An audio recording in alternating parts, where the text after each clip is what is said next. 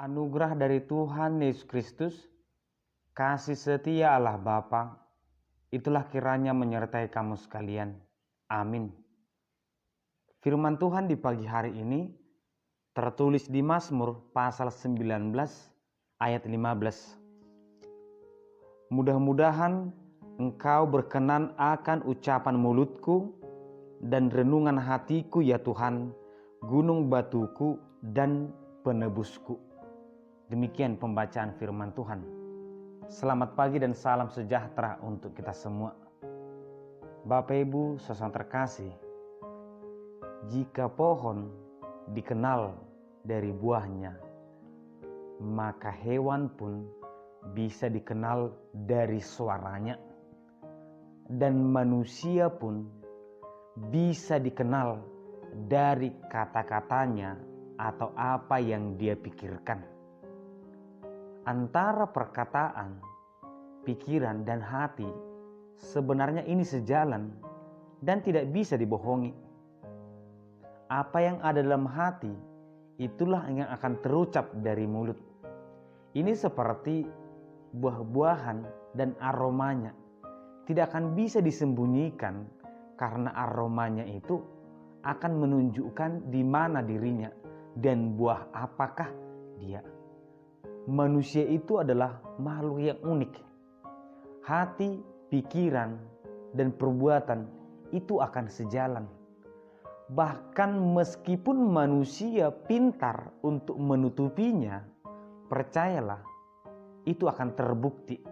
Itu akan nyata bahwa yang dia ucapkan dan yang ada dalam hatinya sebenarnya berbeda.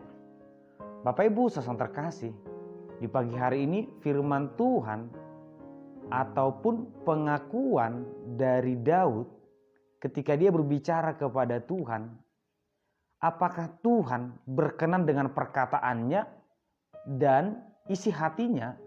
Ini tentu hal yang sangat menarik, karena perkataan manusia pun bisa tidak berkenan kepada Tuhan atau berkenan kepada orang lain.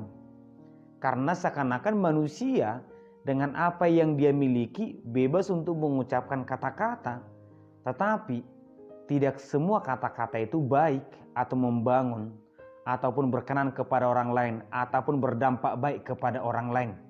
Sehingga sebagai orang percaya, ternyata meskipun kita bebas untuk mengucapkan semua kata-kata, tetapi tidak semua perkataan itu berkenan kepada Tuhan.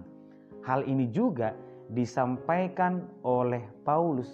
Semuanya baik, tetapi bukan semuanya berguna. Di pagi hari ini semuanya boleh, tetapi tidak semuanya berkenan kepada Tuhan. Oleh karena itulah, tentang perkataan pun ini bukan tentang latihan.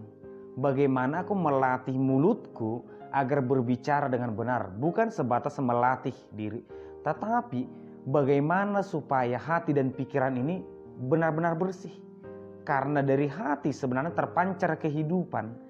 Ketika hatinya tidak benar, ketika hatinya penuh dengan duka cita, maka perkataannya pun akan menunjukkan duka cita tersebut. Ketika hatinya betul-betul bersih ataupun diterangi oleh firman Tuhan, maka perkataannya pun akan bersih. Suatu ketika Tuhan pernah marah kepada persembahan bangsa Israel, pujian, nyanyian orang Israel yang disampaikan melalui Nabi Amos. Aku tidak berkenan kepada pujianmu, aku tidak berkenan kepada persembahanmu. Karena sebenarnya Tuhan itu adalah pendengar sejati. Tuhan itu tidak hanya mendengar, melihat apa yang bisa dilihat manusia, apa yang dengar manusia, tetapi Tuhan bisa melihat apa yang ada dalam hati manusia. Tuhan tidak berkenan kepada persembahan bangsa Israel pada saat itu karena mereka hanya manis di mulut, tetapi di hati betul-betul mereka penuh dengan kejahatan. Mereka seakan-akan suci di rumah ibadah, tetapi kehidupan mereka, hati mereka penuh dengan kebencian. Perkataan Daud ini hanya gambaran tentang keseluruhan kehidupan kita. Ketika Tuhan memberikan tangan kepada kita, memberikan mulut mata kepada kita, mari kita pergunakan agar kehidupan itu berkenan kepada Tuhan.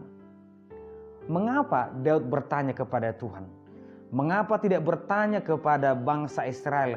Mengapa tidak bertanya kepada istrinya atau anak buahnya?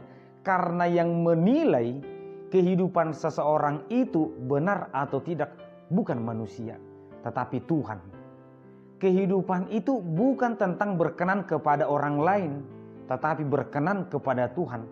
Bisa jadi kata-kata kita, pemberian tangan kita itu berkenan kepada orang lain, tetapi belum tentu berkenan kepada Tuhan. Banyak nabi-nabi yang sangat disenangi oleh banyak orang. Ketika dia berkhotbah, orang-orang mengejar dia karena firman atau khotbah yang dia sampaikan menyenangkan hati banyak orang, tetapi tidak menyenangkan hati Tuhan. Oleh karena itulah, bukan hanya Daud, kita pun tentu kehidupan kita ingin berkenan kepada Tuhan. Oleh karena itu, tolak ukur kita bukan manusia. Kita bertanya kepada Tuhan, Tuhan, apakah hidupku sudah berkenan kepadamu? Apakah Tuhan menyenangi pujianku? Apakah Tuhan menyenangi pemikiranku, perkataanku, apa yang kulakukan? Bapak Ibu saudara terkasih, tentang perkataan, tentang pikiran, tentang perbuatan, ada istilah seperti ini. Manusia yang memiliki wawasan yang sangat luas, dia akan mengucapkan gagasan. Manusia yang memiliki wawasan pemikiran rata-rata, maka dia akan berbicara tentang peristiwa. Manusia yang memiliki pemikiran yang sempit, maka dia akan berbicara tentang orang lain. Artinya, apa yang diucapkan oleh orang lain, apa yang sedang dibicarakan oleh satu persekutuan, satu kelompok, 2-3 orang, itu tergantung apa yang ada dalam pikiran mereka. Jika kita adalah orang yang benar, orang yang selalu dekat kepada Tuhan, maka biarlah kata-kata kita, apa yang kita ucapkan menjadi berkat kepada orang lain.